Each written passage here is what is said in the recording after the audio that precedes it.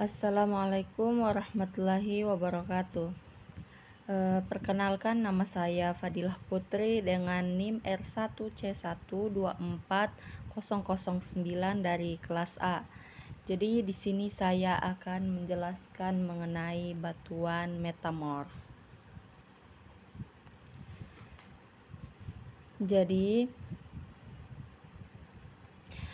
definisi menurut Donald Heinemann 1985 dalam bukunya Petrology of Igneous and Metamorphic Rocks, batuan metamorf adalah batuan yang terbentuk dari batuan yang sudah ada sebelumnya, baik itu batuan beku, sedimen, atau metamorf lainnya yang telah mengalami perubahan mineralogi, tekstur, dan komposisi kimia akibat perubahan kondisi fisik dan kimia di dalam kerak bumi.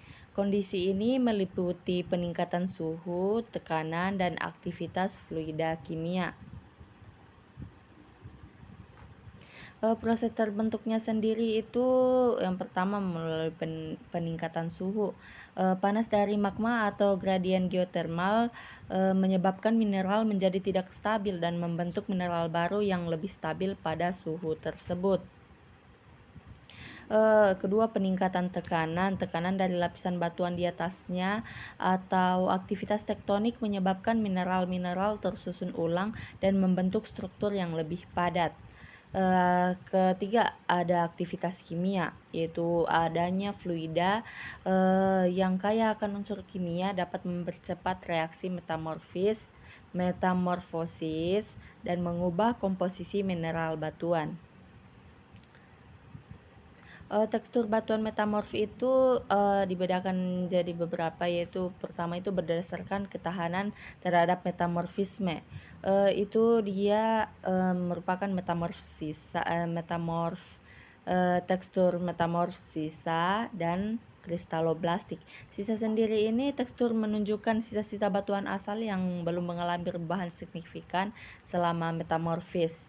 Kalau kristaloblastik, dia tekstur ini terbentuk ketika mineral-mineral utama dalam batuan mampu tumbuh dan berkembang menjadi kristal besar selama proses metamorfosis.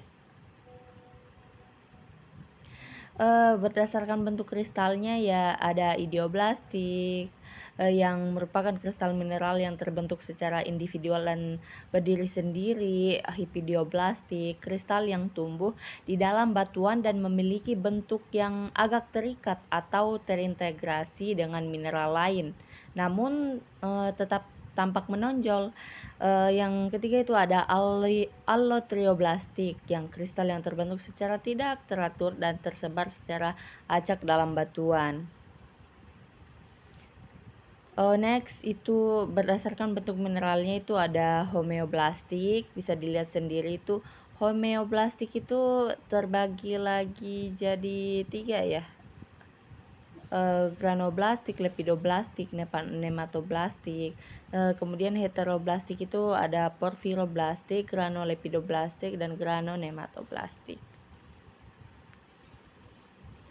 Struktur batuan metamorf itu secara umum terbagi atas 2, yaitu foliasi dan non-foliasi.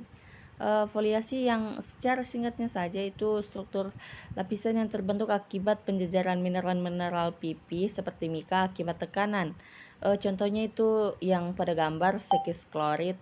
Yang non-foliasi tidak memiliki struktur lapisan yang jelas, terbentuk dari mineral-mineral yang tidak pipih atau karena tekanan yang seragam di segala arah. Ya, contohnya seperti marmer atau kuarsit.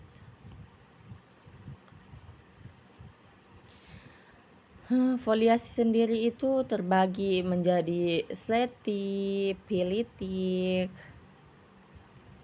skistose, gneistose, dan non-foliasi itu granulose, liniasi, kemudian kataklastik, milonitik. Cukup ya. Kemudian itu tipe-tipe metamorfisme.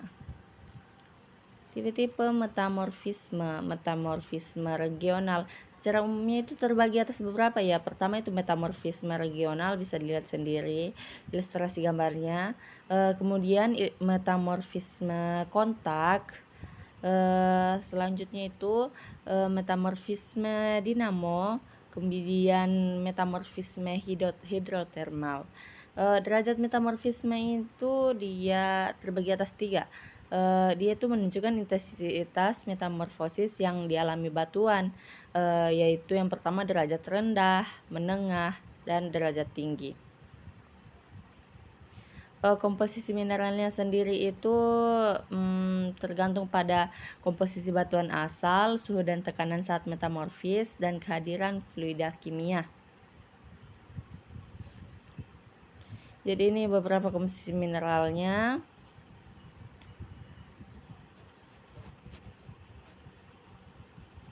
Jadi cukup sekian presentasi singkat dari saya.